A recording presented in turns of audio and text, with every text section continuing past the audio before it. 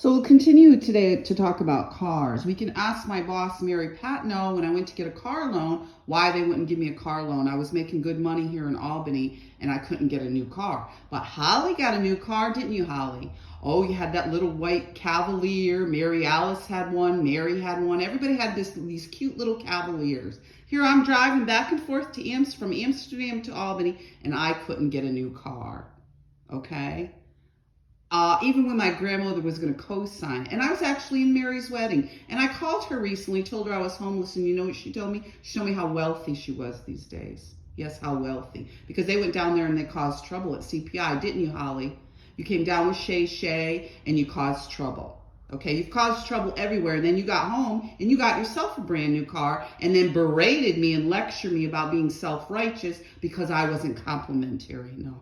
Even though I complimented you quite a bit about your new car, and I was worried about driving back and forth to Amsterdam in a junk car that started on fire. Yeah, that car that Fred got, it started on fire and fell apart. Okay, so don't tell me about anybody helped me with my car. And in fact, they made my life hell because they kept refusing me jobs locally. Ain't that right, Holly? Because you came down here and you started trouble. You came down here and started trouble with Perillas. You came down here and you started trouble with Lenny and Bonnie. Because as soon as I got home, Lenny moved into my mother's bedroom and stayed there while I was thrown out in the street and you and Georgia had a good old time. And you all knew Flan from way back. You were in the wedding. Flan was up there in Fort Johnson with his relatives. And I went through absolute hell trying to get a car and go back and forth from Amsterdam to Albany. I have lots of car stories, which is why I finally bought my own new car at 40 years old. And this is the lectures you get from these people about being self-righteous and the prodigal son goes away and she buries all her talent. She's so selfish and she didn't have children and she wanted to be educated and all these horrible lectures that you give all the time, you and your sister and the Jehovah's Witness. And we can get into some of the spiritual views. How dare you have a decent car to drive back and forth from Amsterdam to Albany, but all you can have new cars, right? All your cars can be taken care of and have new cars, but you constantly attacked me because I tried to get a car loan when I was we were all in our 20s. So why don't you clear some of this up? Nobody helped me with my car. And in fact, I rode my bike all the time. Remember all the years I rode my bicycle everywhere because I didn't have a ride? And yes, there was a few times Fred gave me a ride up there to Broad Alban, but it's not enough to say that people actually did anything for me. If I wanted something, I had to go buy it for myself.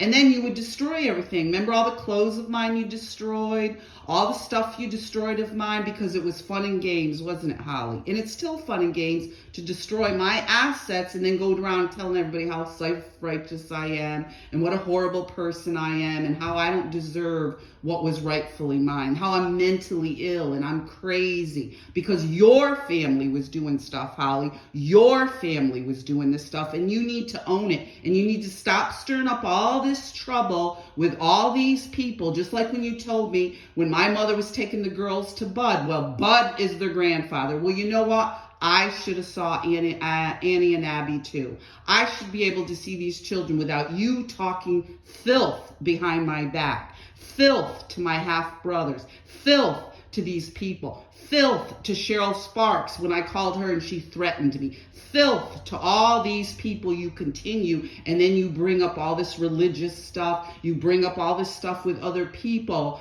and it's repugnant. It's repugnant, and it needs to stop. And now you've done it with the police department. You've done it with the court system. Y'all got together and made up a bunch of horrible lies with your friends from East End that have been doing this stuff for a long time. Way back when I moved down to East End briefly when my mother started dating Mr. Brender, and they all worked at the cab company and they all worked on cars. Do you remember? Do you remember that, Holly? Do you remember Sam living downstairs from you? Do you remember all these people? Well, you need to start telling the truth about your mother, your brother, you, your half-sister, and other members in the family, because I'm getting tired of being the scapegoat and the target of all this harassment, abuse and the destruction of my assets. Just like when we were kids and you used to ruin my clothes and ruin my stuff and talk behind my back with these people. It needs to stop.